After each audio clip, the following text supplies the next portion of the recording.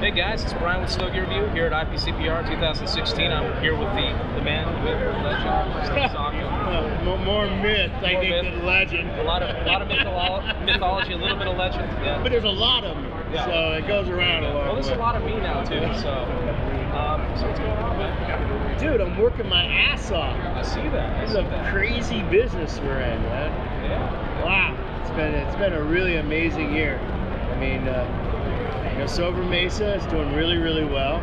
Really happy about that, which takes a lot of pressure off when you got stuff that actually sells. That makes life easier. And then I'm really excited. Got a new broadleaf cigar this year, the Mi Querida. Mi Querida, it translates loosely to, the literal translation is my dear, but that's not what it really means. It means my mistress, but it doesn't mean my mistress in a nice way. It's more kind of like your piece on the side, is what it means in Nicaragua. Yeah, your side piece. Which is really kind of appropriate because, everyone knows I'm a big broadleaf guy. Yeah. So, if other blends I did in the past are kind of like my wife, real classy, real sophisticated. Mi Querida isn't that. It's kind of dirty and kind of a little chunky and a little rough, but a lot of flavor, So I'm really, really proud of it. I'm really excited for people to try that. I think it's something that I think it's more of what they expected from it. And then, the other thing I got cooking is I added 2 more Sober Mesa, including this short Churchill. It's a great looking size. It comes in a 14 count box, and I blended it a little stronger.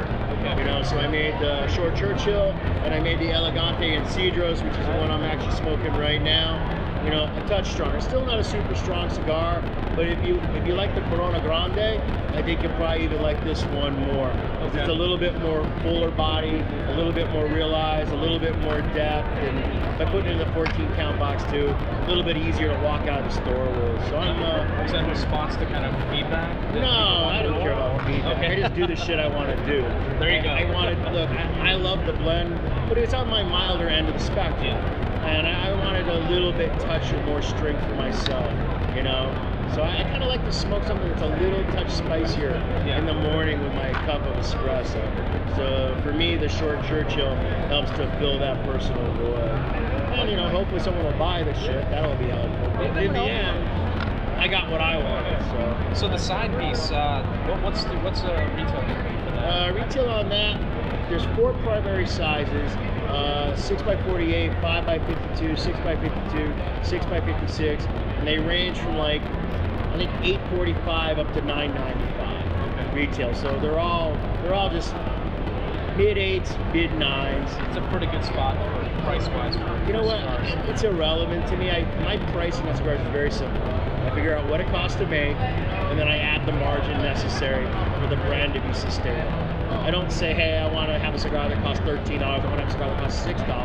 I make the cigar, I figure out what it costs, then I add what's necessary to keep it in production to make it consistently, and that ends up being the price, and customers smoke it, and they decide whether it's worth the money to them or not worth the money. But the whole concept of this is the price point, there's a customer for every price. Oh, for sure. Yeah, it's convenient to fill it. Yeah, I'm happy. I wish Sober Mesa were $3 cheaper. If they were, I would be happy about that. They simply can't be. It's just the way it works out. I got a crazy thing I work on called Sin Compromiso. Those cigars are stupid money. They're like $19 to $24 a piece. You know what I mean? So that's just what it worked out to. Cigar costs X to make. There you go. So is there anything you want to say about the side of the box, the Todos Los Dias? Todos Los Dias is an all Nicaraguan, sun-grown wrapper, stronger, a little rougher blend. It's something that I'm going to launch in limited, coming out after the show. And as I get my act together, we'll add it to the regular portfolio and make it available. But I think like everybody at the show, because of the current way the regulations are, I think everybody found themselves in a position where you had to say, what would be everything I'd want to make in the next 7 to 10 years? Because we don't know what the situation is. What if it turns out, whether it be through legislative efforts or the legal recourse in the lawsuit, that the exemption date gets moved? Then you'd be kicking yourself in the head that you didn't do these things prior to the August 8th date. So it's just a matter of saying, if you were going to ever want to do it. So it basically made me say to myself, what would I want to do for the next 7-10 years, you know, as a company, as a function. An all Nicaraguan puro that's a little on the punchy side, more peppery, that's something that I personally would want. So Todos Los Dias kind of fills that, you know, and I wanted to do a cheap cigar that I would like to smoke when fishing. So I came up with the Umbagog bubbles. Now, the only thing is, all the cigars are real cigars. So it's not like there's just a package and the cigars in the boxes or the bundles or whatever they are fake. They're legit smokable, ready to smoke cigars, you know. So there might be a few packaging tweaks, you know, here and there to clean it up because everything was a little rushed in the end. But there's no hey, let's just stuff something in a box to get it on an invoice kind of nonsense. I'll let other people do that. I don't want people. I don't ever want anyone to smoke cigar I don't think it's ready to smoke.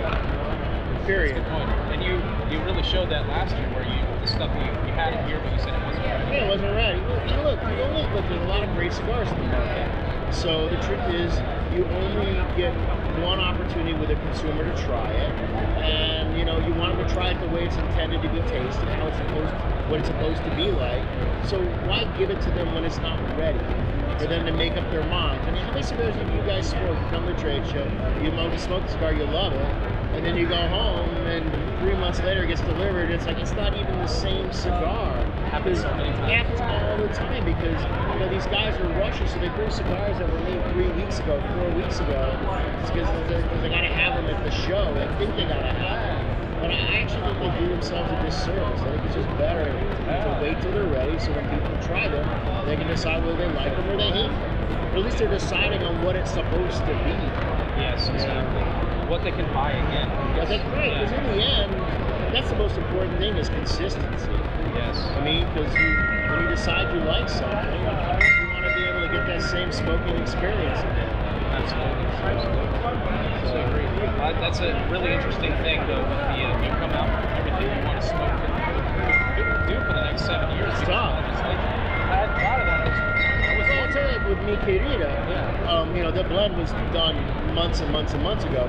It went into regular production, let me think about this. Regular production was in April. So in April we started doing regular production. That was before the announcement.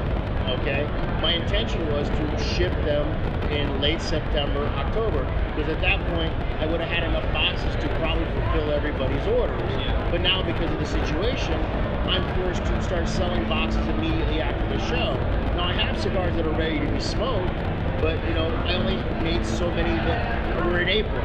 And then I have another batch that got finished up in May, and another batch that got finished up in June, and another batch, you know, right now in July. So what's going to end up happening is, I have some that we're actually going in March also. So what's going to end up happening is, it's going to seem like it's like super uber limited because I only have so many ready to go to beat the August 8th date. And then I'll have so many more ready to go to beat the September 8th date, and so many more ready to go to beat the October 8th date. You know, but because I thought that I would have had, you know, at least, you know, 3,000 boxes ready to ship when I had planned on shipping. Yeah. But now because of the circumstances, They're forcing your hand. they're forcing my hand. So what's going to end up happening is, I didn't realize this, but I think we pre-sold more than 3 times what was available before the show even started. Wow. Crazy. Well, it's kind of a good problem to have, sort of. Oh, it's a great problem, but I mean, in the end, I want everyone to try it. That's what I'm hoping at. So it's going to be a little bit slow in the beginning. Okay. I don't want to send them in the country prematurely. Which is, again, goes back to what I was saying before. So people can trust your product and know it's coming out. You're going to give it a fair shake as a new friend.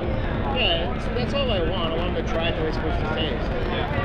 So, yeah, it's crazy business. I don't know what else I can do though. Be a hand model. You could.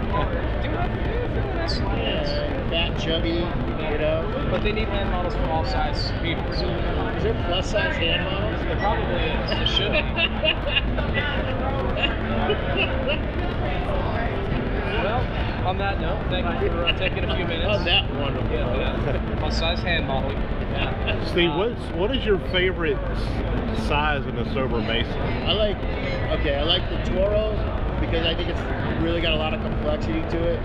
So I like the Cervantes Fino is my other one. So those are kind of hand in hand. Yeah. But I will admit, I like the slightly tipped up blend in this short Churchill.